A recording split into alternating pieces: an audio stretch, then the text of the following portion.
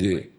तो परीक्षा से पहले बहुत भय लगता है कि परीक्षा में कैसे दे पाऊंगा परीक्षा, या फिर उसका परिणाम कैसा होगा। उसे भय नहीं लगना चाहिए, क्योंकि बहुत छोटा चैप्टर होता है। तुम लोगों के ग्रंथ कितने होते हैं? हम लोगों के ग्रंथ दिखाएं, इतने इतने मोटे ग्रंथ है, 6 6 खंड, 8 8 खंड। हम जिस विषय में लगे उस विषय में लगे, हम डरे क्यों? तुम्हारी जगह अगर हम हो ना, तुम्हारा चैप्टर तो हम कंठस्थ कर लें, पूरा पूरा कंठस्थ कर लें।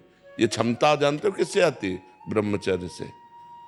ये जो भय आ रहा है, ये जो घबराहट आ रही, व्यर्थ में क्यों आ रही? हमारा चैप्टर है, हमें 1 वर्ष दिया गया उस चैप्टर को तैयार करने के लिए, फिर हम डरे क्यों? इसका मतलब हमने अपने कार्य में प्रमाद किया, अपनी पढ़ाई को सही ढंग से नहीं पढ़ा, तब हमें डर लगता है। और आजकल हम सबसे ज्यादा नए बच्चों से प्रार्थना करते हैं, ये छोड़ दो, गर्लफ्रेंड बॉयफ्रेंड, ये तुम्हारा नाश कर देगा। तुम्हें न गृहस्थी लायक रहेगा और न हमारे भारत की उन्नति करने के लायक रह जाओगे, किसी प्रकार भारतीय सेवा के लायक नहीं रह जाओगे।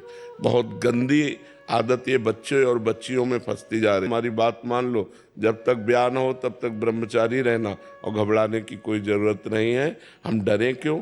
जब हमने पढ़ाई पढ़ी है, उसी के अंतर्गत प्रश्न आता है। खास बात यह होती है कि क्लास के चैप्टर के अंतर्गत प्रश्न आता है। यदि बाहर का आए तो हमें डर लगे, ये पता नहीं कहाँ से प्रश्न कर दें, लेकिन हमारे चैप्टर के अंतर्गत ही करते हैं। क्यों? अब तक तो हमने यही देखा है कि अगर 9th क्लास है, 10th क्लास है, या 11 है, या 12 है, तो उसमें उसी क्लास के अंतर्गत के प्रश्न होंगे, ना कि बाहर के होंगे। तो हमें डरना क्यों है? हमें डट के पढ़ाई करनी चाहिए और उत्तर देना चाहिए और आगे बढ़ना चाहिए। हमें डर नहीं। ये जो निगेटिव सोच है, ये सबसे ज़्यादा कमज़ोर कर देती है। परीक्षा आई नहीं है, हम पहले से, और कहीं अगर हम मान लो दुर्भाग्यवश हम फेल हो गए, तो फिर बच्चे, ऐसे बच्चे जो निगेटिव सोच ज़्यादा रखते, वो इतना घबरा जाते हैं कि सोचने लगते हैं कि उनके मित्र पास हो गए, माता पिता टॉर्चर कर रहे हैं कि यार हमने इतना रुपया लगाया, तुम फेल कैसे हो गए, और मित्र लोग उपहास कर रहे हैं, अब क्या करें। तो वो निगेटिव सोच उनको फिर सुसाइड की तरफ ले जाती है। इसलिए बिल्कुल नहीं, नकारात्मक सोच। अगर मैं फेल भी हो गया तो अगले वर्ष तैयारी करूंगा और अच्छे से तैयारी करके पास हो जाऊंगा, ऐसा भाव रखना चाहिए। ठीक है।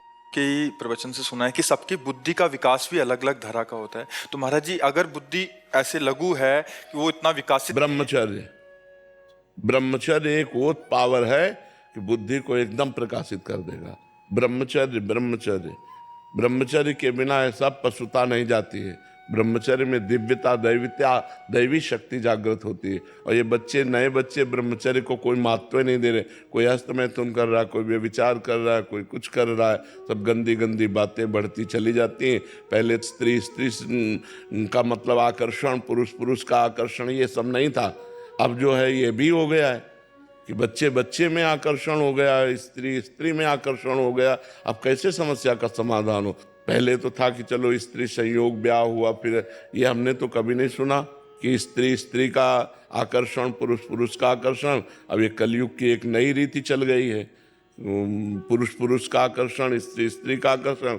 उससे सब भ्रष्ट होते चले जा रहे हैं और ये नहीं समझ रहे कि जीवन की शक्ति है, जीवनी शक्ति है ब्रह्मचर्य। वीर जीवनी शक्ति है। इसको जितना रोकोगे उतने आप तेजस्वी बनोगे, उतने आप बुद्धिमान बनोगे, उतने आप अध्यात्म बलवान बनोगे। कोई समझ ही नहीं रहा इस बात को।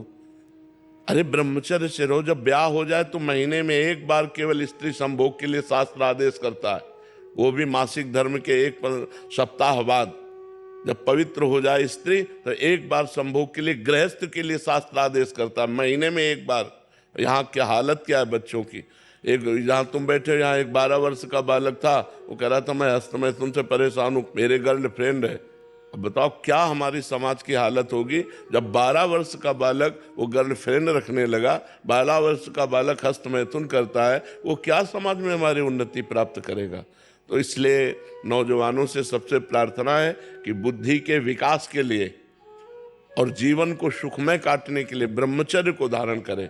ब्रह्मचर्य के बिना बात नहीं। और ब्रह्मचर्य धारण वही कर सकता है जो समय से उठता है, ब्रह्म मुहूर्त में व्यायाम करता है और थोड़ा दौड़ भाग करता है, 2-3 किलोमीटर दौड़ा, आधा घंटा व्यायाम किया, 15-20 मिनट प्राणायाम किया, तब उसके अंदर दिव्यता आती है। फिर देखो जो पढ़ोगे वो आपको याद रहेगा।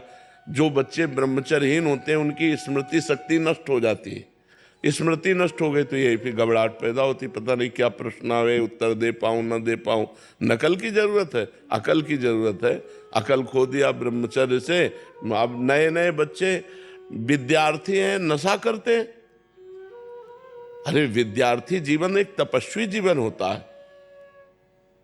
विद्यार्थी जीवन है, अकड़ है, विनय होना चाहिए। विद्या विनयम ददाति। सौम्य लगता है पढ़ा लिखा आदमी है, सौम्यता से, सभ्यता से, गंभीरता से अपने परिवार से बात करना, प्रिय बात करना, कोई गंदे आचरण ना होना, कोई गंदा नशा ना होना, तब तो विद्यार्थी जीवन ने क्या। आज का विद्यार्थी जीवन, छोटे छोटे बच्चे हैं सिगरेट पी रहे हैं, छोटे छोटे बच्चे शराब पी रहे हैं, छोटे छोटे बच्चे व्यभिचार कर रहे हैं। अब शासन की बहुत जरूरत है और बच्चे ना माता पिता का शासन मानते हैं, न शास्त्र का शासन, न भगवान का डर, न कानून का डर, मनमानी आचरण कर रहे हैं। तो इसीलिए वो आगे नहीं बढ़ पा रहे हैं। बढ़ भी पाएंगे तो कुछ कर नहीं पाएंगे। घूस दे करके अगर कोई अधिकारी या बने, पैसा दे के, तो घूस ले करके अपना पेट पोषण करेंगे, अपना बैंक बैलेंस करेंगे। वो हमारे समाज का हित तो कर नहीं समझ सकते। समाज का हित वही कर सकता है जो जितेंद्रिय है, जो धर्मनिष्ठ है। वही अध्यात्म पावर वाला समाज